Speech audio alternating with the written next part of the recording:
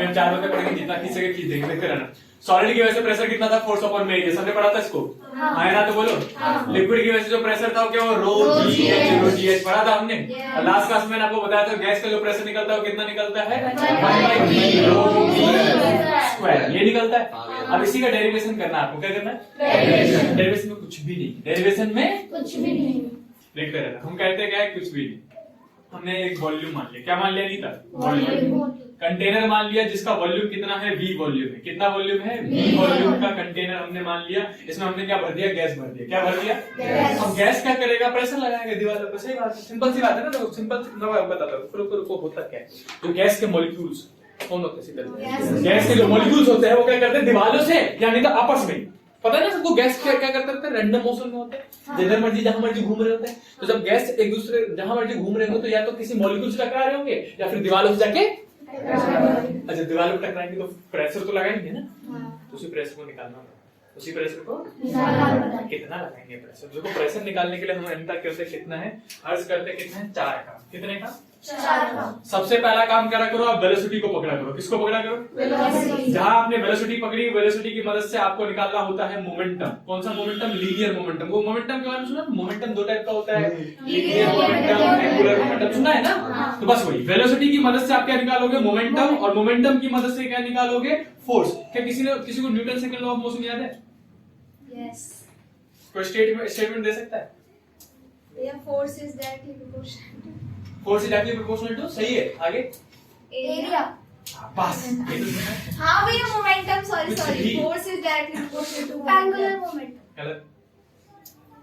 और कोई है? वो तो 9th में पढ़ा था।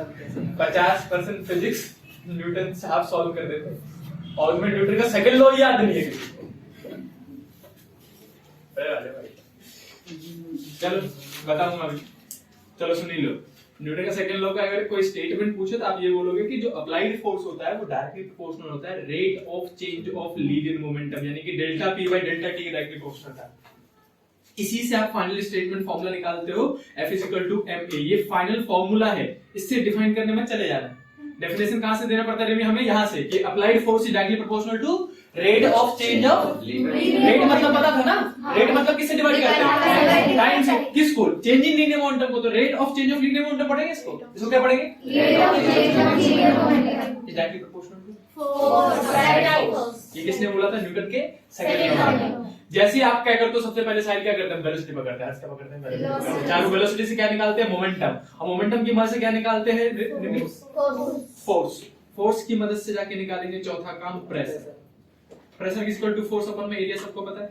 हां। तो सानिया हमें 4 काम करने होते हैं। कितने काम करने होते हैं? 4। पहला काम क्या है अपने पास, वेलोसिटी पकड़ना, मोमेंटम निकालना, मोमेंटम से फोर्स निकालना, और फोर्स से जाके प्रेशर निकालना। सबसे बड़े डेरिवेशन में से एक और सबसे बेकार डेरिवेशन से ये सच है, ये सच है। आने के चांसेस इस चैप्टर में से कुछ नहीं कटा। आपकी किस्मत। नहीं देखा। बताना स्टार्ट करो। हां। पूरे हो गए थे? अब देखो, किसी भी इंस्टेंट पे देखो, एक बार में समझ में आ जाए तो मैं आपको समझदार समझूंगा, नहीं आए तभी मैं आपको समझदार समझूंगा। ठीक है? तो एक पार्टिकल ले लिया हमने, कौन सा, एक मॉलिक्यूल ले लिया। क्या ले लिया? अब कुछ नोटेशंस है, उसको लेट कर लो। देखो लेट क्या करते हैं, जो स्मॉल m है उसका मतलब होता है मास ऑफ वन मॉलिक्यूल। क्या होता है? Mass of one molecule. इसके तो बहुत सारे मॉलिक्यूल्स होंगे ना, तो एक मॉलिक्यूल का मास कितना माना, m। और तो कैपिटल M मानेंगे टोटल मास, यानी v वॉल्यूम में जितने भी मॉलिक्यूल्स हैं सबका मास मिला के कितना मान लिया हमने, कैपिटल M। कैपिटल M को मैं टोटल मास लिख देता हूं, समझ जाओगे। अब दूसरा सुनो, यहाँ पे होता है कैपिटल N। कैपिटल N को मानते हैं नंबर ऑफ मॉलिक्यूल्स। क्या मानते हैं? Number of molecules. Number of molecules मतलब कैपिटल N, और स्मॉल n भी होता है। स्मॉल n का मतलब होता है number of molecule per unit volume, यानी कि 1 मीटर क्यूब के वॉल्यूम में जुनैद कितना, 1 मीटर क्यूब का जो वॉल्यूम होगा ना उसमें कितने मॉलिक्यूल्स हैं, उसको हम किससे डिनोट कर रहे हैं, स्मॉल n से। और फॉर्मूला क्या होता है, कैपिटल N अपॉन में v। तो रोया तो नहीं ना, इसको पढ़ते क्या है, नंबर ऑफ मॉलिक्यूल्स। क्या पढ़ते हैं? Number of molecules per unit volume. क्या बोलते हैं इसको, number of molecule per unit volume. कोई रोया था नहीं, इतने बता दो पक्का।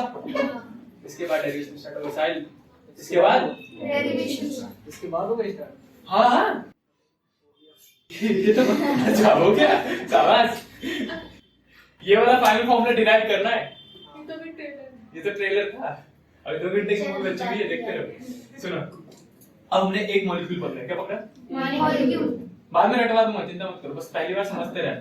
अपना कोई दिमाग में कोई भर जाए तो बीच में कहना भैया दोबारा करो, ठीक है? अब एक मॉलिक्यूल पकड़ा। क्या पकड़ा? मॉलिक्यूल की स्पीड मान ली मैंने vx, vy, vz। ये क्यों माना, ये भी देख लो कि जब भी हम गैस की बात करें तो गैस को 3D में मूव कर रहा होगा, उसको कौन सा लीनियर सीधा सीधा मूव करना, तो 3D में जहां मर्जी रैंडम मोशन कर रहा होगा ना, जहां मर्जी। ये मान लो x एक्सिस, ये मान लो y एक्सिस, और मेरा जो सर है वो z एक्सिस मान लिया ऐसे करके। तो गैस तो किधर में भी जा सकता है ना, तिरछे में। तो ये x में भी जा रहा होगा, y में भी जा रहा होगा, ऊपर भी जा रहा होगा, z में भी जा रहा है। वापस सुनो, मान लो कि दिख रहा है सबको x axis, y axis, z axis. यहाँ पे मान लो एक मॉलिक्यूल है, देखा? एक बॉल, देखा? अब बॉल ऐसे करके ऊपर की ओर जा रहा है, जा सकता है। तो जब बॉल ऐसे करके ऊपर की ओर जाता है तो क्या वो x एक्सिस में कुछ ना कुछ डिस्टेंस कवर कर रहा था? क्या वो y में भी कुछ ना कुछ डिस्टेंस कवर कर रहा है? क्या वो ऊपर की ओर भी जा रहा है? तो तीनों में डिस्टेंस कवर कर रहा है ना, तो तीनों में स्पीड होगी ना, x में भी होगी और y में भी होगी और z में भी होगी। तो वो लिखते हैं ना, कोई किसी को याद है ग्राफ बनाते थे तो हम पॉइंट का कोऑर्डिनेट लिखते थे 2,3 ऐसे लिखते थे ना, 2,3 मतलब x, ये x, y लिखते थे। और z आया था तो बचपन में z भी लिखना सिखाया था हमें, यहाँ पे z कॉमा में डाल दो, करते थे ना? आया ना? तो बोलो किया नहीं था, वही किया। हर्ष, हमने इस मॉलिक्यूल की स्पीड कितनी मान ली? vx, vy, vz। मान लेते हैं अनीता ये इस दीवार से एक पास गया और दीवार से टकराया और वापस लौट गया। शीतल क्या हुआ? दीवार से टकराया और जब लौटा तो कौन सा डायरेक्शन का स्पीड चेंज होगा बताओ? X axis. अब सुनो, अभी मैं लिख रहा हूँ फिर समझाऊंगा आगे। ये मान लो कि इधर की ओर गया और लौट के वापस आ गया, तो जो एक्स एक्सिस वाली स्पीड है, मान लेते हैं कि स्पीड कंजर्व है, मैग्नीट्यूड चेंज नहीं हुआ, बस चेंज क्या हुआ? डायरेक्शन। तो जो इधर की ओर प्लस का एक्स एक्सिस था, उधर की ओर वापस लौटने पे माइनस का एक्स एक्सिस, माइनस का वी एक्स ले लोगे। बाकी वी वाई और वी जेड चेंज नहीं होते। ये भी समझाने की कोशिश करता हूं, मैं पूरी कोशिश करूंगा, देखते हैं। देख रहे हैं? एक्स एक्सिस कौन सा axis? X axis, Y axis, Z axis. देखिए सबको? हां। अब सुनते रहिए। अगर मैं बात करता हूं, यहाँ पे दीवार है, क्या दीवार दिख रहा है? दीवार हां दिख रहा है? यहाँ से मॉलिक्यूल पकड़ा, मॉलिक्यूल किधर क्यों जा रहा है? अभी पॉजिटिव के एक्स एक्सिस में गया, पॉजिटिव एक्स एक्सिस ना, किधर जा रहा है? अभी पॉजिटिव के जाके टकराया और लौट के वापस, तो किधर गया? अब किधर? नेगेटिव के एक्स एक्सिस। समझ गए? अरे यहाँ से जाके मान लो यहाँ पे दीवार है, ये मॉलिक्यूल यहाँ से गया तो पॉजिटिव एक्स एक्सिस में जा रहा था और जाके टकराया तो किस लौटा? किसमें? Negative x axis. सही बात है क्या? अभी भी वाई एक्सिस में इधर की ओर ही था। अगर मैं वाई एक्सिस देखूं तो इस लाइन से तो इधर की ओर जा रहा था ना मॉलिक्यूल, तो ये पॉजिटिव वाई एक्सिस मानूं, तो जब लौट रहा होगा तब भी तो उधर ही जा रहा है, तो वाई एक्सिस में चेंज क्या? ये ऊपर जा रहा था और लौटने पे भी क्या ऊपर ही जाएगा, तो जेड एक्सिस में भी चेंज नहीं है। डायरेक्शन बदला किसका? एक्स एक्सिस का। इसलिए हम कहते हैं जब प्लस का एक्स एक्सिस लिया था, लौटने पे क्या लेंगे हम? माइनस का एक्स एक्सिस। इमेजिन हुआ या नहीं हुआ? हुआ, लेकिन अगर वो नीचे चला गया तो कहीं पे भी चले जाए बच्चे, किसी एक ही डायरेक्शन में स्पीड चेंज होगा। एक एग्जांपल लेकर दोबारा समझाने की कोशिश करता हूं, कोई दिक्कत नहीं, आज की पूरी क्लास ऐसे जाएगी। सुन, बॉल देख रहे? देख रहे? हाय ना तो बोलो, ऐसे मुंह लगे। ये मैं इमेजिन कर रही थी, बल्ले वाली बॉल है प्लास्टिक की। ये मेन क्वेश्चन है ऐसा। देखो, अब ये मान लो दीवार है, ठीक है? अब ये बॉल है, तो ये बॉल ऐसे करके तिरछे में जा रहा है, इससे टकराएगा और ऐसे करके लौटेगा। क्लियर है? ये वाला एक्सिस प्लस के एक्स एक्सिस, ये वाला एक्सिस माइनस के एक्सिस, ये वाला प्लस का वाई, ये वाला माइनस का वाई। चलो चेक करते हैं वाई में चेंज हो रहा है कि नहीं हो रहा।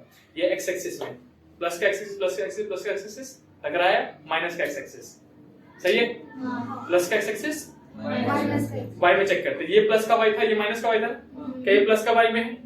क्या लौटने में प्लस के वाई में ही रहा?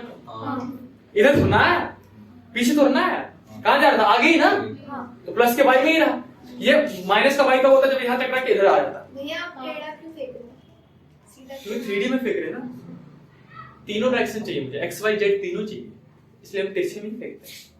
क्या सबको समझ में आया? वाई प्लस का ये इधर जा रहा ना, ये वाला क्या था? प्लस का वाई, तो ये वाई वाई वाई वाई और टकराने पे इधर लौटेगा, तो Y Y Y Y plus का वाई चलता रहेगा। जेड की बात कर ले, जेड मतलब क्या था? क्या जेड मतलब क्या था? जेड मतलब बोलते हैं भाई, जेड मतलब प्लस का ऊपर का। देखो यहाँ से मॉलिक्यूल क्या अभी फिलहाल क्या ऊपर की ओर जा रहा है, टकराएगा और लौटेगा तो तब भी क्या ऊपर की ओर ही रहेगा। ये प्लस का जेड है तो नीचे होता ना माइनस का जेड, ये टकरा के नीचे की ओर थोड़ा ना आया, टकरा के तो उधर ही निकल गया ना वो। अभी नहीं आया, अभी नहीं आया, मजाक कर रहा था। मॉलिक्यूल x, y, z समझ गए, टकराने पे x एक्सिस की स्पीड चेंज होकर पलट जाएगी, कितनी हो जाएगी वो -x माइनस प्लस का y और प्लस का z। समझ में आ गया ना। जहां आपने वेलोसिटी पकड़ा के बचपन में किसी ने इस टाइप के क्वेश्चन किए थे कि ये हमारे पास दीवार है, एक बॉल आ रहा था जिससे टकरा के ऐसे करके निकल जाता था सेम वेलोसिटी से v वेलोसिटी से v वेलोसिटी से, और चेंज इन लीनियर मोमेंटम यानी कि इंपल्स निकालने के लिए बोलते थे p final minus p initial करते थे, करता था किसने करा आप लोगों ने? जिन्होंने किया उसको इजीली समझ में आ जाएगा, जिन्होंने नहीं किया पहले बता दो समझा दूंगा।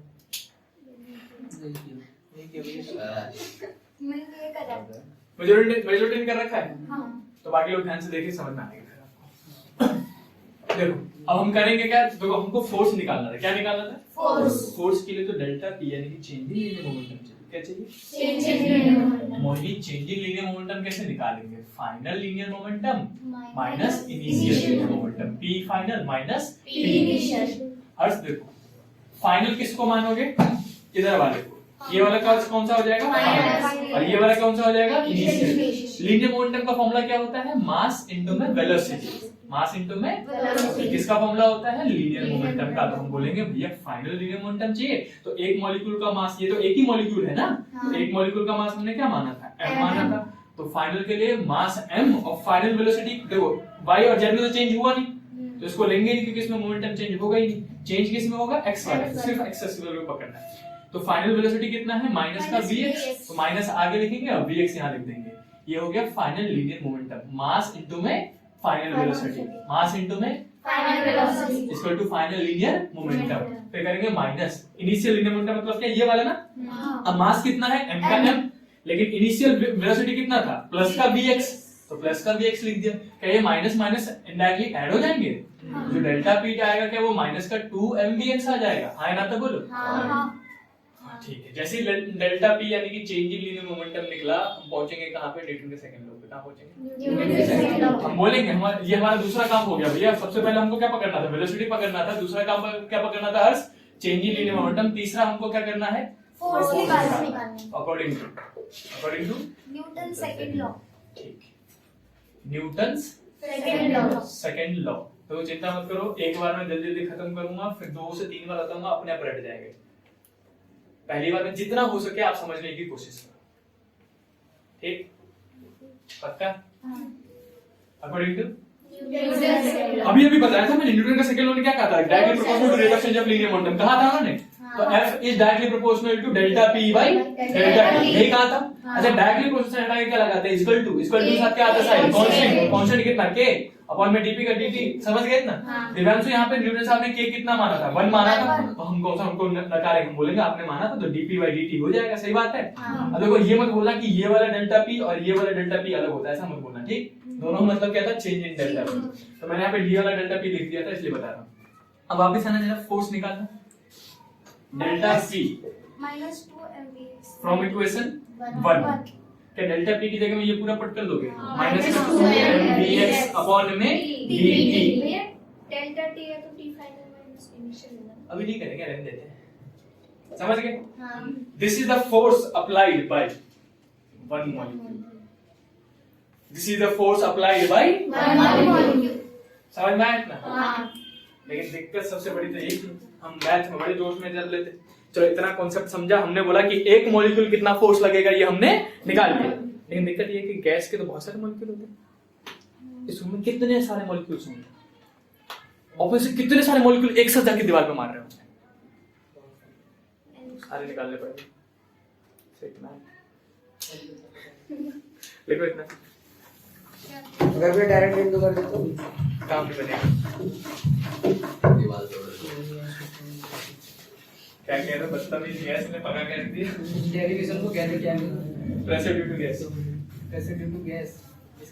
रोना मत, जितना बोलूं अगर समझ में आ रहा है बहुत अच्छी बात, जो समझ में आ रहा है 2-3 बार पूछो, उसके बाद भी समझ में नहीं आए स्टार्ट रटना। बात ही खत्म। लास्ट वाला वही बचा। 4 स्टेप तो सीधे सीधे फॉलो करने, बात ही खत्म। वेलोसिटी पकड़ो, वेलोसिटी से मोमेंटम निकाल लो, मोमेंटम निकालो तो फोर्स पकड़ लो, और फोर्स से प्रेशर निकालना। लेकिन फोर्स फंसा किसका? एक मॉलिक्यूल का निकला हमारा। रुचि क्या निकला? कितने मॉलिक्यूल का फोर्स निकला हमारे पास? एक मॉलिक्यूल का। निखिल कहाँ थे लास्ट क्लासेस में? यार इससे पहले वाली में केमिस्ट्री में था, हाँ। उससे पहले छुट्टी में था। तो क्या वाले जहां हमें पता चला कि एक मॉलिक्यूल की वजह से, किसकी वजह से? एक मॉलिक्यूल की वजह से फोर्स कितना लग रहा है? -2 mvx/dt। समझ गए? ये माइनस साइन दिखा रहा हूं मैं, अगर बाद में मॉड ले लूंगा तो प्लस में हो जाएगा, कोई दिक्कत तो नहीं। अब सुन, फंसा क्या था? ये तो एक मॉलिक्यूल का फोर्स था। किसका था? एक मॉलिक्यूल का। हमें तो पूरे गैस की वजह से निकालना था ना, और हमको तो पता ही नहीं कि कितने गैस के मॉलिक्यूल एक साथ जाके टकरा, पता ही नहीं। तो हम क्या करेंगे? Let total number of molecules, let की जितने वॉल्यूम में मॉलिक्यूल है उसमें से आधे मॉलिक्यूल उसमें से आधे मॉलिक्यूल जाके टकरा रहे होंगे और आधे लौट के आ रहे होंगे। हमने किसकी बात की कि आधे मॉलिक्यूल इससे टकरा रहे होंगे और आधे, तो एक साथ कितने मॉलिक्यूल टकरा रहे होंगे? आधे। तो पता करना पड़ेगा कि आधे वॉल्यूम किसमें, आधे मॉलिक्यूल कितने मॉलिक्यूल। हमें क्या पता करना पड़ेगा कि आधे वॉल्यूम में कितने मॉलिक्यूल। पहले तो ये पता करना पड़ेगा आधा वॉल्यूम कितना है। पहले तो ये पता करना पड़ेगा कि आधा वॉल्यूम कैसे, देखो वॉल्यूम कैसे निकालते हैं, सबको बता रहा हूँ। अब ये चीज ना यहीं से इमेजिन कर लेना। ये रूम दिख रहा है सबको?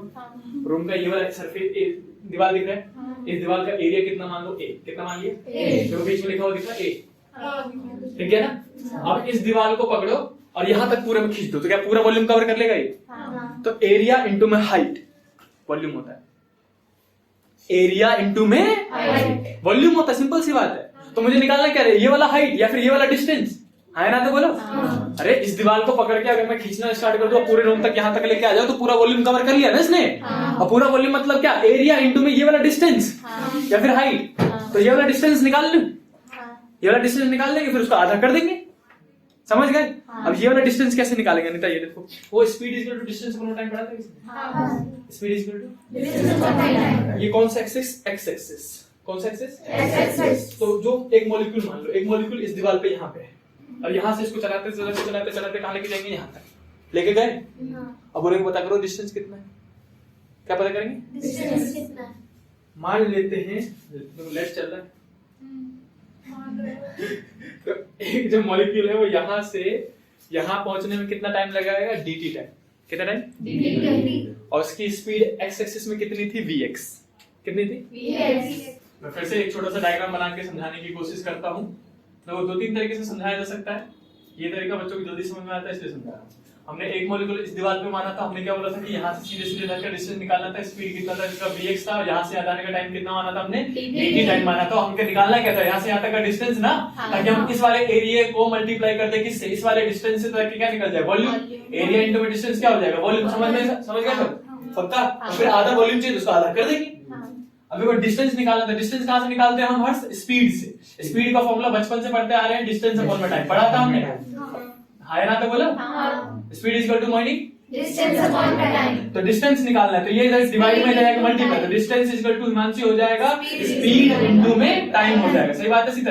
अच्छा, इसके बाद डिस्टेंस को हमने d माना है तो d मान लेते हैं, ये d है अपने पास, और इक्वल टू स्पीड कितना था अपने पास? vx, और टाइम कितना माना था? dt, है ना? तो बोलो तो क्या distance is equal to vx dt है? तो क्या इसको वापस पुट करोगे इसमें तो जो वॉल्यूम निकलेगा आपके पास, volume is equal to area into में डिस्टेंस की जगह हम लिखेंगे vx dt, है ना? बोलो ये हमारे पास टोटल वॉल्यूम है। ये हमारे पास टोटल वॉल्यूम है। हमको कितना वॉल्यूम चाहिए था? आधा। वॉल्यूम चाहिए।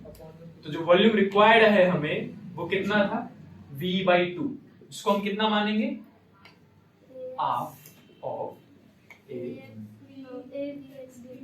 सही है? इतना वॉल्यूम। अब पता करना है इतने वॉल्यूम में मॉलिक्यूल कितने हैं। खत्म। फिर इतनी सी कहानी बची। इधर का मिटा दूं? तो रोना मत, किसी का आसपास निकले तो बता देना, नहीं टिश्यू पेपर दूंगा। और अभी से आदत डाल लो, पूरी 12वीं बची हुई है। जैसा आप अपना रिस्पॉन्स दिखाओगे वैसा सिलेबस 12वीं में पाओगे। सिंपल सिंपल सा बता रहा हूँ। अगर रोने वाला रिस्पॉन्स दिखाओगे तो पूरे साल खुश वाला सिलेबस दे दूंगा, और पढ़ने वाला दिखाओगे तो बात खत्म। अब बताओ जरा, force applied by one molecule कितना निकाला हमने? Force -2 force applied by one molecule, वो जो निकला था हमारे पास वो हर्ष निकला था -10 2 mvx अपॉन में अपॉन में dt। ये फोर्स था किसकी वजह से? एक मॉलिक्यूल की वजह से।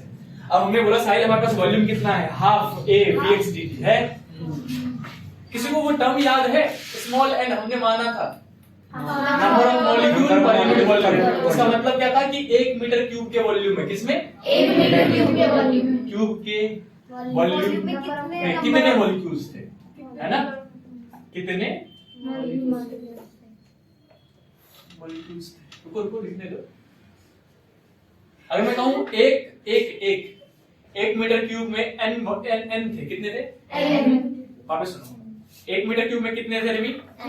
तो 2 मीटर क्यूब में कितने होंगे? 2n। अच्छा 3 मीटर क्यूब में कितने होंगे? 3n। है ना? तो बोलो। तो मैं कहूं कि हाफ इंटू में a इंटू में vx इंटू में dt, इतने मीटर क्यूब में कितने होंगे? हाफ क्या मल्टीप्लाई करने के लिए कह रहे हो? तो जो नंबर ऑफ मॉलिक्यूल आएगा आधे वॉल्यूम में, नंबर ऑफ मॉलिक्यूल आएंगे, उसको हम क्या निकालेंगे? n इंटू में वॉल्यूम। वही तो कर रहे थे आप। एक था तो एक से मल्टीप्लाई कर रहे थे, 2 था तो 2 से, 3 था तो 3 से, इतना है तो इतने से। पक्का? तो कितना करेंगे? हाफ इंटू में a इंटू में vx इंटू में dt। ये क्या है? Number of molecule. क्या है? Number of molecule. एक मॉलिक्यूल का फोर्स कितना निकला था? उतना। 2 मॉलिक्यूल से इसका दुगना, 3 मॉलिक्यूल से इससे 3 से मल्टीप्लाई कर दोगे, 4 मॉलिक्यूल की वजह से 4 से मल्टीप्लाई करोगे, 5 मॉलिक्यूल की वजह से, तो इतने मॉलिक्यूल की वजह से इतने से मल्टीप्लाई। ये तो वॉल्यूम है ना, नंबर ऑफ मॉलिक्यूल भैया। अच्छा ये वॉल्यूम था। जब इससे स्मॉल n मल्टीप्लाई कर दिया आपने तो क्या बन गया? Number of molecules. वापस सुनो, हिमांशी 1 मीटर क्यूब में n मॉलिक्यूल्स थे। 2 मीटर क्यूब में आपने एक वाले को 2 से मल्टीप्लाई कर दिया। 3 के लिए आपने उसी एक में जितना था उसको 3 से मल्टीप्लाई कर दिया।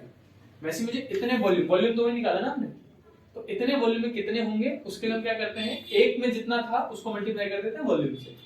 तो एक में कितना था? n, और टोटल वॉल्यूम कितना लिखा था हमने? इतना। तो ये निकल गया कि आधे वॉल्यूम में कितने मॉलिक्यूल्स हैं। क्या यहाँ तक क्लियर हुआ? जुनैद, हमने बोला कि ये एक इतने मॉलिक्यूल्स हमारे पास, तो एक मॉलिक्यूल की वजह से फोर्स कितना? उतना। बोलो सही उतना? बोलो उतना। तो इतने सारे मॉलिक्यूल की वजह से कितना होगा? मल्टीप्लाई। जो टोटल फोर्स लगेगा वो कितना हो जाएगा? ये इंटू में ये। तो यहाँ पे और सिर्फ मॉड ले रहा हूँ, ठीक? माइनस से हटा रहा हूँ फिलहाल, मॉड लेंगे हम। तो मॉड में देखो जरा, force equal to positive sine ले रहा हूँ 2mvx अपॉन में dt इंटू में ये वाला पूरा टर्म n इंटू में हाफ इंटू में a इंटू में vx इंटू में 2 से 2 में। सही है? फोर्स देखना साइन कितना बचा? देखो पहले एबीसीडी में n पहले आता है, तो n को पहले फिर m लिखेंगे, फिर vx इंटू में vx का 2vx vx का स्क्वायर। ये हमारे पास क्या निकला? क्या निकालना था हमको? प्रेशर। ये a बचा है।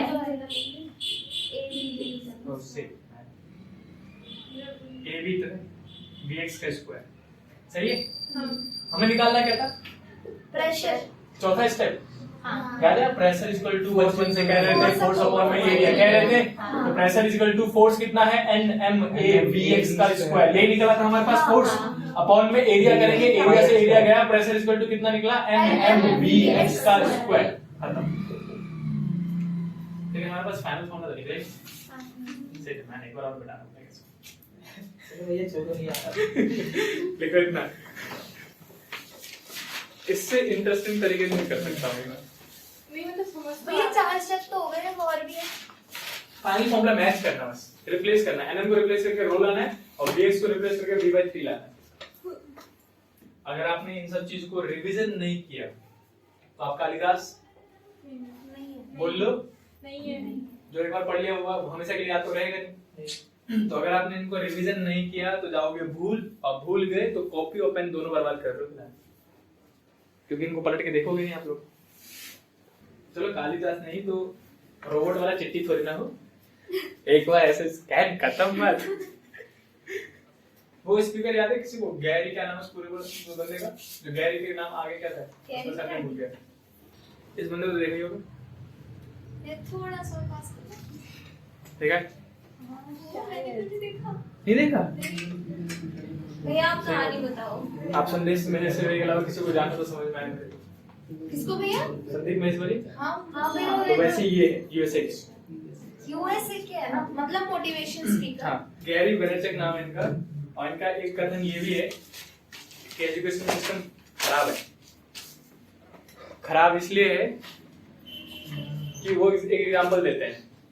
कहते हैं कि अब एप्पल का फोन था उनके पास, तो कहते हैं सिडी बताओ who is the 5th prime minister of USA. तो तुरंत जवाब दे देता है ये है। तो ये कहते हैं कि यूएसए का एजुकेशन सिस्टम पागल है, बच्चों को फालतू में रटवा रहे हैं सारे नाम। जब कोई इन्फॉर्मेशन मिलना इतना आसान है, एक बार बोलो तो इन्फॉर्मेशन मिल जाएगी, तो क्यों रटो? ये कहते हैं। ठीक है भैया। ये तो अल्बर्ट आइंस्टाइन ने भी कहा था। हाँ भैया सही बात है। ये तब तो पेपर नहीं होनी चाहिए थी। पेपर आपकी स्किल, नॉलेज और आपके वर्किंग प्रोसेस को चेक करता है, आपके प्रॉब्लम सॉल्विंग सिस्टम को चेक करता है, तो वो होने चाहिए।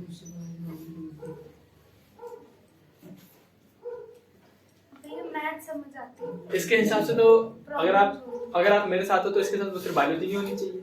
हाँ भैया नहीं होनी चाहिए भैया, सब कुछ तो रटना होता है। ये क्या? ये जरूर काटूंगा मैं वीडियो में। नहीं भैया, लेकिन ना बायोलॉजी में भैया इंटरेस्ट आता है। हाँ इंटरेस्ट आता है, लेकिन इस हिसाब से भैया के हिसाब से फिर कहीं रटने वाला रटने वाली चीजें नहीं होनी चाहिए। फिर इससे होगा क्या, जो डॉक्टर होगा वो पहले बोलेगा ओए जल्दी से बता इसमें क्या करते हैं।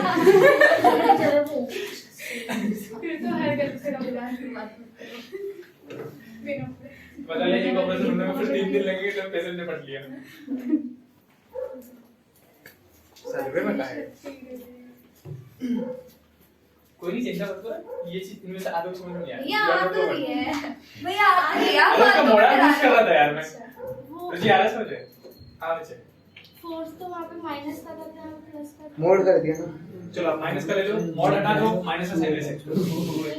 मैग्नीट्यूड ले रहे, मॉड मतलब क्या होता है, सिर्फ मैग्नीट्यूड ऑफ फोर्स, माइनस मतलब डायरेक्शन नहीं दिखा रहे। क्लियर? भैया मेरी केमिस्ट्री गायब है, क्या करूं? भैया मेरी केमिस्ट्री पूरी गायब है फर्स्ट में। भैया फिजिक्स में तो कम से कम पता तो है कि हाँ ये चीज है, केमिस्ट्री में तो यही नहीं पता। No comment on the rest. भैया ये वाला पार्ट भी डिलीट कर दो। मिटा दूं? हाँ भैया ये YouTube पे अपलोड करेंगे क्या? देखूंगा, अगर लगा लाइक तो कर दूंगा, नहीं लगा तो वैसे वीडियो कंप्यूटर सुबह पड़ेगा। वाले आपने रिकॉर्ड की थी। सुबह वाली की थी। हाँ सुबह कौन सी क्लास हुई? सुबह लिखो प्लीज। सुबह मिटा दूं? कौन सी क्लास हुई? भैया कौन सी क्लास? अरे इनकी नहीं, आपकी नहीं। मिटा दूं? हाँ भैया। तो गाँव वालों सुनो, मोहिनी, सुंदर, निखिल, जुनैद, कैफ, अनीता, हमने बोला कि हमारे पास जो प्रेशर निकला है वो कितना निकला है, NMVX का। लेकिन हमारे पास फाइनल फॉर्मूला तो कुछ ऐसा आना चाहिए था, 1/3 ρv स्क्वायर, यही आना चाहिए था ना। ये तो निकला नहीं अभी तक, तो अब करेंगे रिप्लेसमेंट। मैं इसको मिटा रहा हूँ और दोबारा यहाँ लिख देता हूँ। सिंस हमारे पास जो प्रेशर का फॉर्मूला निकला NMVX का स्क्वायर निकला। अब आपने क्या फिर से देखो, लेट कि हमारे पास वॉल्यूम कितना है, 1 मीटर क्यूब। अगर वॉल्यूम 1 मीटर क्यूब है तो उसमें कितने मॉलिक्यूल्स होंगे, n। ये सिंपल सा कंसीडरेशन था हमारे पास कि अगर हम 1 मीटर का क्यूब का वॉल्यूम लेते हैं तो हमारे पास नंबर ऑफ मॉलिक्यूल कितना हो जाएंगे, और एक मॉलिक्यूल का मास कितना था, m, स्मॉल m, याद है? तो एक का मास है स्मॉल m, मैं यहाँ पे लिख देता हूँ, एक का मास कितना है, स्मॉल m। तो n का मास कितना हो जाएगा, चलो एक का मास स्मॉल है तो 2 का मास 3 का मास 4 का मास, तो n का मास नालायक को एक बार नहीं बोल सकते, 3-4 बार बोलो। तो जो v 1 मीटर क्यूब के वॉल्यूम में जो मास है वो कितना है, इतना। कितना है? तो क्या किसी ने बचपन में density is equal to mass upon volume पढ़ा था? Density is equal to density का डेंसिटी, रो का रो, मास कितना, nm। हाँ ना तो बोलो। और वॉल्यूम कितना, 1। सही है? तो जो nm है वो किसके बराबर आ गया, रो के। यानी कि nm को रिप्लेस करके आप क्या लिख सकते हो, रो। चलो एक तो रिप्लेस हो गया, रो आता हुआ नजर आ रहा है। यहाँ पे लिया था 1 मीटर क्यूब का वॉल्यूम। लेट 1 मीटर वॉल्यूम लिया था तो नंबर ऑफ मॉलिक्यूल इतने थे। 1 मीटर क्यूब में मास कितना होगा? इतने। समझ गया? हाँ 100 साल तो मिलेंगे।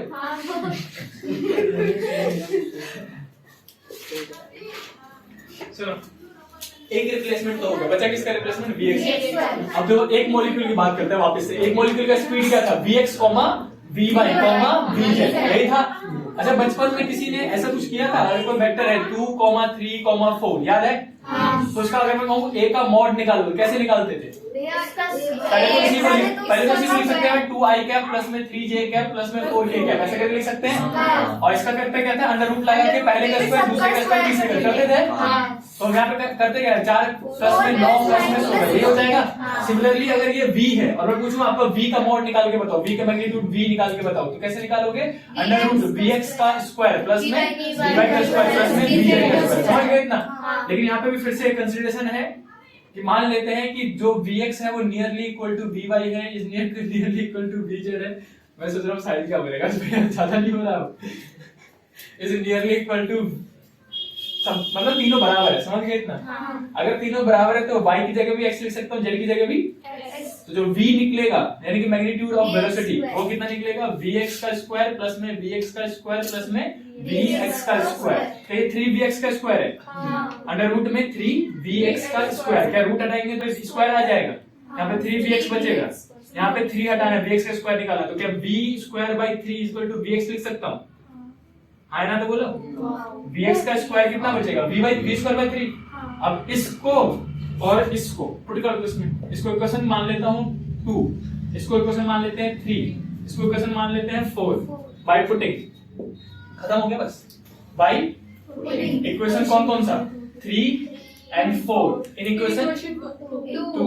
रोना मत। प्रेशर इक्वल टू कितना? हाफ का हाफ, नहीं हाफ का नहीं, 1/3 nm था। तो nm की जगह में क्या लिखोगे? रो इनटू में vx का स्क्वायर की जगह में क्या लिखोगे?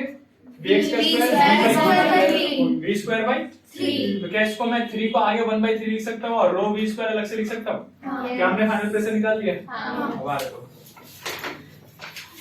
ये कितने आराम से निकाल लेते हैं।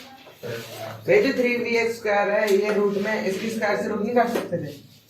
बच्चे यहाँ से रूट हटाया तो इधर स्क्वायर है। नहीं उसकी स्क्वायर से नहीं काट सकते। x को बाहर निकालने के बाद इसके हाँ। इसको बाहर तो निकालेंगे, फिर रूट 3 फंस जाएगा ना।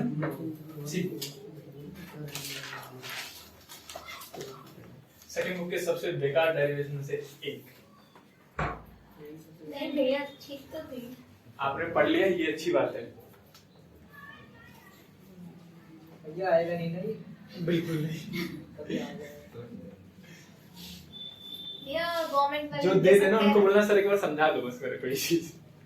भैया गवर्नमेंट वाले दे सकते हैं ना? नहीं देंगे। भैया ऐसी नहीं देंगे, कभी नहीं देंगे। मैं ऐसा नहीं कहता कि टीचर को ये आता नहीं होगा, टीचरों को ये आता है, लेकिन इवन टीचर भी भूल जाते हैं, उनको भी रिवाइज करना पड़ता है, देखना पड़ता है एक बार। जो टीचर रिवाइज करके आता है ना क्लास में, याद रखना वो बेस्टली फ्लो में समझा देगा चीजों को। सोचो टीचर को पढ़ के आना पड़ता है, क्योंकि इतने साल से पढ़ा रहा होता है, ऐसी ऐसी चीजें। तो आपको कितनी बार पढ़ने की जरूरत पड़ेगी? हमें तो पेपर के 5 मिनट ये जो मोटिवेशन चाहिए, पेपर के 5 मिनट बता दो बस। इसके लिए वो ऐसे। कितने लोग ऐसे हैं जो कह रहे हैं भैया बिल्कुल सर के ऊपर से गया? बता दो यार, सच बता दो। मैं बताऊं इससे, आप ही बता दो। भैया आप एक, बता दो। दो। और कोई नहीं है, झूठ बोल रहे। ऐसे कितने लोग ऐसे जिनका 50% आया? ये मेरे को पूरा आ सच्चे गया। स्टूडेंट है। ये आ गया। ये मेरे को पूरा आ गया। ये you know I love physics. तो जिनको आ गया वो कोशिश करना किसी को एक्सप्लेन करने की। आपके आसपास जितने भी बच्चे होंगे, मैं मंडे को स्कूल जाके बैठ के यही करूंगी बिना पढ़े कुछ नहीं पढ़ने। मैं भी वही तो कह रहा हूँ, आसपास जितने भी स्टूडेंट होंगे ना, बिलीव मी उनमें से आधे को तो ये पता नहीं होगा कि टॉपिक भी है, और जिनको एक आध को पता होगा उनको ये नहीं पता कि करना कैसे है, और कुछ ने तो हाथ पैर धो लिए होंगे, चल फाइनल फॉर्मूला पता है ना, हम खत्म बात है। तो उनको समझा लेना एक बार। अगर आपने समझा दिया तो वैसे आपके फैन हो जाएंगे, और नहीं भी समझा पाए उनको तो आपको अच्छे से याद जरूर हो जाएगा। अरे नहीं, ज्यादा नहीं पढ़ा, बस इसी को रिवाइज करवाऊंगा। ये प्रश्न खत्म। प्रेशर भी गैस खत्म। हाँ प्रेशर भी गैस खत्म। अब वेलोसिटी बच गया और सीपीसी भी कहाँ बच गया। अरे नालायक को थोड़ी देर माइंड फ्रेश कर लेते हैं, आपस में बात कर लेते हैं, फिर पढ़ा भैया लेते मैं हैं। नहीं हाँ टॉप तो भैया वो लोग कहते हैं कि स्पीक लेस हाँ। And laugh more, Yep. है ना? हाँ। तो भैया अगर हम कम बोलेंगे तो फिर ज्यादा कैसे हंसेंगे? ये मेरा क्वेश्चन ये है। तो बोलने में और हंसने में मतलब रिलेशन क्या है? जरूर थोड़ा जो ज्यादा बोलता है वो हंसेगा। भैया होता है ना, अरे मतलब कोट वगैरह पढ़ा था मैंने कि कोट वगैरह होते हैं ना भैया, तो speak less, listen more, observe more, तो ऐसे करके था, तो नीचे लाफ मोर था। तो भैया मेरा ये कम बोलेंगे तो ज्यादा कैसे हंसेंगे? और भैया अगर हंसना ही बंद कर दिया तो फिर बोल भी नहीं पाते ना भैया। वो तब तो ठीक है, हंसना दूसरों की बातों पे वो अलग होता है और खुद की बातों पे तो हंसना is not a kind of बोलना, और कम बोलना इसका मतलब ये नहीं कि मुंह बंद करना। कम बोलना मतलब हर बात पे नहीं बोलना होता है, हर बात पे स्टेटमेंट देनी होती है, हर बात पे आंसर नहीं बोलना होता है। लेकिन हंसना मतलब हंस सकते हैं भाई, हर चीज पे हंसना। और हर चीज में हंस देना। पता चला कोई मेरे को बोले चोट लग गया, मार के भगा। हंसना इस चीज को लेके कि चीजें आपके पास है, हंसो ग्रेटिट्यूड में लेके, स्माइल करो ग्रेटिट्यूड में लेके। ग्रेटिट्यूड मतलब जो चीज आपके पास है उसको लोग के ब्लेसिंग समझ के खुश संतुष्ट। It's like this. जैसे मम्मी पापा है ना, have a smile on your face because you have. बात खत्म। आप जिंदा हो, सबसे बड़ी बात तो ये है। या तेरा हो रहा है 2 मिनट बाद शुरू करेंगे। आप बोलो ना। अरे कोई मेरी सुन लो, मुझे हेल्प कर दो। जो कुछ कंसिस्टेंट स्टूडेंट्स हैं, मैं टारगेट नहीं कर रहा, मैं कुछ नहीं कह रहा, ये टॉपिक है इसलिए। तो होता क्या है, बैच में डिफरेंट रेंज के बच्चे बैठे होते हैं, है ना? कुछ बच्चों को जल्दी समझ में आ जाता है, कुछ बच्चों को लेट समझ में आ रहा होता है, कुछ बच्चों को समझ में नहीं आ रहा होता है। ये भी चल रहा होता है। और इन सब में ये नहीं है कि इसका मतलब आप कमजोर हो इसलिए आपको समझ नहीं आ रहा है, आपको कम समझ में आ रहा है। कारण अगर ध्यान से देखोगे तो आप लेट हो या फिर आपने पुराना सिलेबस नहीं पढ़ा, इसीलिए आपको समझ में नहीं आ रहा। ये नहीं है कि सब्जेक्ट हार्ड है, नहीं तो सब्जेक्ट हार्ड है, ना ही आप मेंटली रिटार्डेड हो, ना ही आपको कमजोर हो, ना ही कुछ। दिक्कत ये है कि जिस बच्चों को समझ में उसी को आएगा जिसने सब कुछ पुराना पढ़ रखा है। जिसने जितना पुराना पढ़ रखा है उसको उतने अच्छे समझ में आए। सिंपल सी बात है। फर्स्ट बैच में मुझे इतना समझाने की जरूरत कभी पड़ती ही नहीं, मैं सीधे सीधे बताता हूँ उनको। मैं बस जितना मैंने लिखा है ना, ये मैं पूरी एक क्लास खा गया, उनकी आधी क्लास से पहले नहीं पढ़ जाता है। उनको बताना सा होता है क्योंकि उन सबने पूरा पढ़ रखा है, तो उनको पता है कि कब होता है, कब होता है, कैसे होता है, कैसे होता है। बातें करें जैसे कि मैंने यहाँ पे भी एक एक्स्ट्रा लाइन लिखा था ना आपके लिए, ये कि इसको आप ऐसे भी लिख सकते हो, फिर ऐसे निकाल देते हैं। मैं उनको बोलूंगा कि ये bx, by, bz का मॉड निकाल दो, सीधा bx, bx का स्क्वायर, by का स्क्वायर, bz का स्क्वायर लिखूंगा ही bx सब चीज, क्योंकि उन्होंने पढ़ रखा है। और आपको कभी कभी समझ में क्यों नहीं आता कि आपने स्टार्टिंग का, जब हम 10th से बच्चे आते हैं ना हमारे पास, तो 10th के बच्चों का माइंडसेट बच्चों वाला होता है। जो बेचारे 11th में आके साइंस ले लेते हैं, उनको बताना पड़ता है, भाई जगाना पड़ता है, भाई साइंस ले लिया आपने पढ़ो। तो स्टार्टिंग से बहुत स्लो रखते हैं, मस्त समझा रहे होते हैं, बच्चों के लिए सब्जेक्ट आसान बना रहे होते हैं। जहां एक बार सब्जेक्ट आसान बन गया, बच्चों को समझ में आने लग गया, अब स्पीड में आ जाओ, क्योंकि सिलेबस जल्दी कवर करके फिर से रिवीजन में टाइम नहीं देना है। समझ गए? तो कुछ स्टूडेंट हैं, इस बैच में भी है, इवन हर बैच में भी होता है। जब नहीं समझ में आ रहा है, उसका मतलब पैर पीछे मत करना। करना क्या होता है, ट्राई, कोशिश करो। अपने मन में ये मत बोलना कि भाई यार ये तो नहीं है, क्या चल रहा है। Beside doing this, start listening कि क्या होगा। अच्छा ऐसा ऐसा याद ही कर लो, अच्छा ठीक है, ऐसे ऐसे ऐसे ऐसे करेंगे तो हो जाएगा, डेरिवेशन खत्म। You have to try. Simple सी बात है, अगर ट्राई करते रहोगे तो एक दिन सब कुछ समझ में आने लग जाएगा, and you will be the one of the Hustler. और नहीं, अगर पैर पीछे कर लिए तो पैर पीछे कर लिए तो टाइम बीतेगा और कुछ नहीं। ऐसे क्लासेस में बैठे रहोगे, 2 साल बीत जाएंगे, 12वीं पास संभव, 1 साल। हाँ अब तो 1 साल बचा है सिर्फ। समझ गए? तो रोना धोना नहीं है। हमें क्यों नहीं आता? कमजोर है क्या? नहीं, कमजोर इसलिए नहीं आता। क्यों नहीं आता? क्योंकि पुराने नहीं पढ़े। तो अभी क्या करना चाहिए? मत्था मारना चाहिए। जो चीज पुराना आ रहा है बीच में उसको सीखना चाहिए। बात ही खत्म। कोई है मेंटली रिटार्टेड? मेंटली रिटार्टेड मतलब पता नहीं क्या होता है? सब तंदुरुस्त है ना? ज्यादा नहीं पढ़ेंगे, कुछ नहीं पढ़ेंगे। आज तक फिजिक्स में कोई मुश्किल नाम की कोई चीज दिखी है? नाम बोले सारे नाम बोले। क्या भैया कैसी बातें करते हो आप? फिजिक्स सबसे इजी सब्जेक्ट में से एक है। यही तो सुंदर था। सने क्या कह रही है, यही जुल्म तो करते सारे टीचर। आज में सब्जेक्ट का आसान बताते हैं। मैं फिजिक्स सच्ची में आसान लग रहा है। ये वीडियो बात शाबाश। देखो तो गाँव वाले हमने क्या किया था, जस्ट रिवीजन करवा रहा हूँ और कुछ नहीं, रिवीजन करवा रहा। क्या करवा रहा? लिखना नहीं है आपको, बस बोलते रहना। नहीं बोलूंगा लिखने के लिए बोल दूंगा। देखो सबसे पहले हमने क्या किया था, रिवीजन। हमने बॉक्स लिया था, इसमें एक पार्टिकल माना था जिसका वेलोसिटी कितना था, vx यही था। टकरा के वापस लौटा तो माइनस का vx हो गया था। Initial linear momentum pi equal to mvx लिखा था। फाइनल लीनियर मोमेंटम माइनस का mvx लिखा था। डेल्टा p निकाला था हमने, p final minus p delta p का डेल्टा p फाइनल कितना था, माइनस का mvx और फिर माइनस का mvx। Indirectly delta p equal to minus का 2 mvx आ गया। सही बात है। आप चाहो तो यहीं पे मॉड ले सकते हो, मतलब मैग्नीट्यूड की बात कर सकते हो और मैग्नीट्यूड पे काम कर सकते हो। मैग्नीट्यूड पे बात कर लेंगे तो कितना आएगा, delta p change in linear momentum is 2 mvx का स्क्वायर। लिखा तो है स्क्वायर, इधर छोटा स्क्वायर होता ही नहीं है। सही मैथ में जो जिसमें आते समझ गए पक्का? अच्छा इसके बाद साइड हमने क्या किया था, फोर्स निकाला था। निकल क्या निकाला था, फोर्स का फॉर्मूला क्या था, k a delta b bye delta t। याद आया? तो k इक्वल टू कितना था, तो f इक्वल टू कितना हुआ था, delta p upon delta t। Delta p कितना था, 2 mvx अपॉन में डेल्टा t। यार ये force due to one molecule, force due to. इसके बाद क्या किया था शीतल, इसके बाद वॉल्यूम पता किया था शीतल। पहले तो वॉल्यूम कैसे निकाला था, ये किया था एरिया और मल्टीप्लाई किससे, डिस्टेंस। टाइम कितना dt, वेलोसिटी कितना vx और डिस्टेंस कितना d।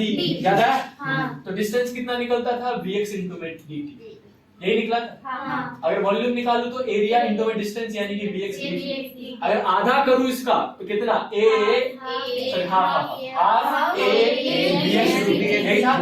कितने number of molecule, number of molecule निकालने के लिए इसको n से मल्टीप्लाई किया था, इसी को n से मल्टीप्लाई। तो number of molecule equal to half a vx dt into में n। फोर्स इक्वल टू कितना, इसको फोर्स से मल्टीप्लाई, इसी नंबर ऑफ मॉलिक्यूल है ना, एक मॉलिक्यूल का फोर्स कितना, इतना। तो इसी को मल्टीप्लाई करते हैं किससे, नंबर ऑफ मॉलिक्यूल से। तो फोर्स कितना है अपने पास, half a vx dt into में n इनटू में एक का फोर्स 2 m vx अपॉन में dt 2 से 2 कितना बचेगा, n बचेगा, m बचेगा, a बचेगा, vx का स्क्वायर बचेगा। बचा? फिर क्या निकालते थे, प्रेशर, फोर्स अपॉन में एरिया, n m vx का स्क्वायर इनटू में एरिया था, अपॉन में एरिया आएगा, कटा एरिया तो प्रेशर इक्वल टू कितना आता है, n m vx का स्क्वायर। आया ना? तो बोल लो आधे लोग एनर्जी बचा रहे। रुचि इसके बाद हम क्या बोलेंगे, nm को रिप्लेस कर देंगे और vx को भी रिप्लेस कर देंगे। ns को कहां से रिप्लेस करते हैं, density equal to mass upon volume. Mass कितना आता था हमारे पास, nm आता था, वॉल्यूम कितना 1 तो इंडायरेक्टली nm इक्वल टू कितना हो जाता था, रो। nm को हटा के रो लिखेंगे और vx के स्क्वायर को कैसे रिप्लेस करते थे, वो v निकाल देते हैं, अंडर रूट vx का स्क्वायर को प्लस में vy का स्क्वायर प्लस में vz। vx को नियरली इक्वल टू vy माना, नियरली इक्वल टू vz माना और दोनों को बराबर करके v इक्वल टू vx का अंडर रूट 3vx का स्क्वायर लिखा, v का स्क्वायर या 3 इक्वल टू vx का स्क्वायर। सही है? दोनों को रिप्लेस किया, प्रेशर इक्वल टू कितना आएगा, 1/3 रो v का स्क्वायर। इतना बड़ा था लगा कुछ मुश्किल नहीं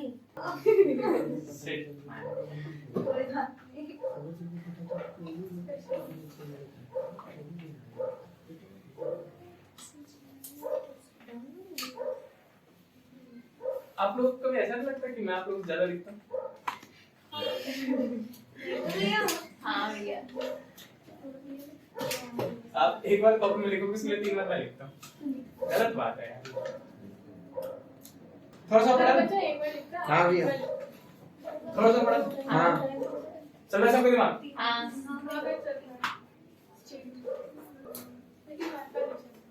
वाईफाई नहीं चल रहा? चल रहा है, मेरे तो आ ही नहीं रहा। किसका बचा? पढ़ाऊं कि रहने दो, जल्दी बताओ। पढ़ा दो भैया। हाँ बिना मैं रहने दो। में हूँ। कितने लोग कह रहे हैं रहने दो? सब कह रहे पढ़ा दो यार, बड़े पढ़ाकू हो। आज क्या हो गया भैया? खुशी हो रही है इन लोगों को। चलो रिलेशन। वेलोसिटी स्टार्ट हो रहा है, वेलोसिटी को काइनेटिक एनर्जी से निकाला जाता है। कहां से निकाला जाता है? Half mv square. तो वेलोसिटी से पहले हमें काइनेटिक एनर्जी को जाना पहुंचना पड़ता है। तो पहले काइनेटिक एनर्जी की बात करेंगे। Relation between pressure and kinetic energy निकालेंगे। क्या निकालेंगे? फिर से वही वाली बात है साहब, देखो वॉल्यूम कितना मान रहे हैं हम? वॉल्यूम मान रहे हैं 1 मीटर क्यूब। कितना मान रहे हैं? तो मास कितना होगा? nm। एक का mass into number of molecule, यही तो होगा। अच्छा वापस, तो हमने बोला भैया प्रेशर का फॉर्मूला बनेगा यहाँ पे 1/3 रो v स्क्वायर बनेगा। एक मॉलिक्यूल का काइनेटिक एनर्जी कितना होगा? हाफ mv स्क्वायर होगा। तो कितने मॉलिक्यूल्स थे? n मॉलिक्यूल्स थे ना इसमें। कितने मॉलिक्यूल्स थे? n मॉलिक्यूल्स थे। अगर एक का इतना है तो काइनेटिक एनर्जी टोटल कितना हो जाएगा? टोटल काइनेटिक एनर्जी सही बात है। nm को रिप्लेस करके क्या लिखोगे आप? बड़ा वाला है नहीं, डेंसिटी रो। nm किसके बराबर निकला था? रो के बराबर निकला था ना सिंस। तो लिख देंगे रो v के स्क्वायर। सही बात है। ये हमारे पास काइनेटिक एनर्जी है और अनीता ये हमारे पास प्रेशर है। हम दोनों को रिलेशन निकालना चाहते थे, इसलिए हम डिवाइड कर देंगे इक्वेशन 2 को किससे? इक्वेशन 1 से। तो बाय डिवाइडिंग, सुन रहे हो? By dividing equation 2 with equation 1 हमें क्या मिलेगा? देखने दो। काइनेटिक एनर्जी ऊपर जाएगा, नीचे कौन आएगा? प्रेशर। यहाँ पे हाफ रो v स्क्वायर आएगा। साइड यहाँ पे क्या आएगा? 1/3 रो v स्क्वायर कट जाएगा। 3 ऊपर जाएगा, तो क्या निकले? 3/2 हो जाएगा। 3/2। हाँ कह रहे हो ना कह रहे हो? शिफ्ट करके दिखाऊं क्या? मान जाओगे? मान जाओगे? तो काइनेटिक एनर्जी अपॉन में प्रेशर इज इक्वल टू आता है 3/2। अगर कोई रेशियो पूछे तो क्या बोलोगे? 3:2। और अगर मैं काइनेटिक एनर्जी पूछूं तो क्या प्रेशर डिवाइड में? तो जाके तो kinetic energy is equal to 3/2 of pressure. ये है रिलेशन। क्या कह रहे हो? और पढ़ा दो? नहीं कहो तो बोर्ड खाली है, बनना स्टार्ट कर देंगे। हाँ बस इतना दोबारा बता दो। दोबारा बता दो, ठीक है। स्टार्टिंग से स्टार्टिंग से कहो तो मिटा के दोबारा बताओ। नहीं, ऐसे ही बता। उधर मत पाना। हाँ इससे भी कराएंगे। सुंदर लगता फिर से देखो, रिलेशन को ही मैं दोबारा एक्सप्लेन कर रहा हूँ। इसी वाले टर्म को हम करते क्या है? वॉल्यूम कितना माना? 1 मीटर क्यूब। 1 मीटर क्यूब जैसे आप वॉल्यूम मानते हो तो आपके पास क्या क्या चीजें मिल जाती है? आपको पता चलता है कि नंबर ऑफ मॉलिक्यूल्स कितने हैं। नंबर ऑफ मॉलिक्यूल्स है अपने पास n। कितना है? और दूसरा हमें क्या पता चलता है कि डेंसिटी इज इक्वल टू, अगर मैं मास अपॉन वॉल्यूम लिखूंगा तो मास कितना होगा? n इनटू में m, क्योंकि एक मॉलिक्यूल का मास कितना? m और कितने मॉलिक्यूल्स हैं? n अपॉन में वॉल्यूम कितना? 1। तो फिर से वही वाला फॉर्मूला जो हमने निकाला था ना, रो इज इक्वल टू nm, तो फिर से एप्लीकेबल हो जाता है। और स्मॉल m मतलब क्या है? Mass of 1 molecule. क्या अभी भी नहीं आया? आ गया। दोबारा समझाओ। Mass of, 1 molecule. देखो मेरे चेहरे पे मत जाना, बता देना, दोबारा समझा दूंगा। तो हमारे पास जैसे हम 1 मीटर क्यूब का वॉल्यूम लेते हैं वैसे हमारे पास n मॉलिक्यूल आता है। एक का मास कितना था? m, और तो टोटल मास कितना हो जाएगा? n इनटू m, और उसको density is equal to mass में वॉल्यूम करके हम ले लेते हैं। वॉल्यूम कितना लिया? 1। समझ गए इतना? हाँ अभी तक तो पढ़ा था पूरी क्लास में। हाँ अच्छा ठीक है। इसके बाद हम जानते हैं कि भैया हमको सिंस पता है कि pressure is equal to 1/3 rho v square निकलेगा। हाँ। Equation number 1। सिंस हमको बचपन से ये पता है कि अगर एक मॉलिक्यूल का काइनेटिक एनर्जी लिखा जाए तो वो हाफ mv स्क्वायर होता है। किसका है ये? एक मॉलिक्यूल। किसका? एक मॉलिक्यूल। कितने मॉलिक्यूल? n। तो टोटल काइनेटिक एनर्जी कितना हो जाएगा? Kinetic energy total is equal to half का हाफ, बस n से मल्टीप्लाई हो जाएगा। और क्या कह रहे हो? इसको रो लिखो क्या? हाँ। लिखोगे रो? हाँ। तो काइनेटिक एनर्जी जो निकलेगा टोटल वो निकलेगा हाफ। ये क्वेश्चन नंबर 2। क्या करोगे? रिलेशन निकालेंगे divide. By dividing equation 2 with equation 1 हमें क्या मिलेगा? काइनेटिक एनर्जी जाएगा ऊपर, प्रेशर आएगा नीचे, क्योंकि 2 को डिवाइड किया ना 1 से। काइनेटिक एनर्जी कितना निकला था? Half rho v square. Kaif ये कितना निकला था? 1/3 रो v क्यूब स्क्वायर। ये कटा। अब इसमें काइनेटिक एनर्जी अपॉन में temperature, sorry total is equal to pressure is equal to, देखो 1/2 का 1/2, ये ऊपर जाएगा तो रेसिप्रोकल, 1/2 का 1/2 ये ऊपर जाएगा तो रेसिप्रोकल, तो 3/1 हो जाएगा। तो इनडायरेक्टली काइनेटिक एनर्जी अपॉन में प्रेशर इज इक्वल टू 3/2 आएगा। ये इसका रेशियो हो गया। अभी मुझे काइनेटिक एनर्जी निकालना है, तो काइनेटिक एनर्जी निकालने के लिए pressure divide by multiply 3/2 pressure आ जाएगा। अब जोन सा अच्छा लगेगा कि दोनों। तो आज की क्लास यहीं पे निष्कासित करते हैं। डिसमिस। मजा आता है। इकलौता ये सब्जेक्ट है जिसमें बताते जा सकते हो। क्वेश्चन प्रैक्टिस करने में बहुत मजा आता है, लेकिन बच्चे होने चाहिए। जनरली क्वेश्चन प्रैक्टिस करने में तो बेसिक्स फंसते हैं ना। मुझे बेइज्जती मत कराते रहते, बुरा लगता है। दिल से।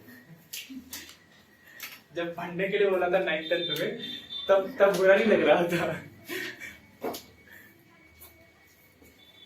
क्वेश्चन प्रैक्टिस करा यार 9th 10th तो किसी ने इतना सीरियस नहीं करा।